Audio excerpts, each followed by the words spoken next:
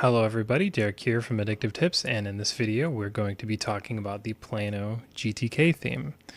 We're going to be going over how to install it. So to start off, you're going to need to get the article open and install all of the dependencies and files that need to be taken into account. Once that's ready, you need to open up a terminal and get ready to clone the files. So unlike a lot of other theme installation videos that I've done, this one we're going to do a little different. We don't need to build anything. What we instead need to do is to grab the files directly from the source here and put it in the right directory. So we need to grab the clone URL, then use the cd command to cd into the theme folder. From here we need to get sudo access, or root access I should say, and then just git clone, and then this right here. This will clone directly into the Plano GTK theme folder. This is actually a genius way of installing, because you're not unzipping anything, you're just using git to pull the latest theme files, and then anytime you need to update, you can just re-pull the files or push or whatever, and git will update it automatically. And the themes should be there. We can see the Plano theme there. Then we can see, where is it? It's right there, just like any other theme.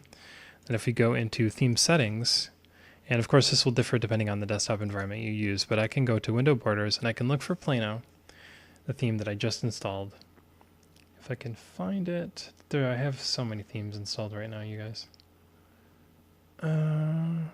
Might have to restart my session first.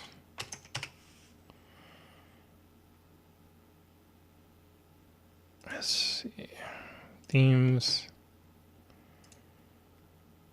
and there is Plano right there, and then there is Plano should be here as well. I don't think there's a Plano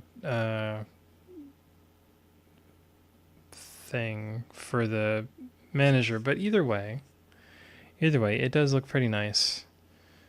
The gray, I like the gray, it's very plain. And of course this is,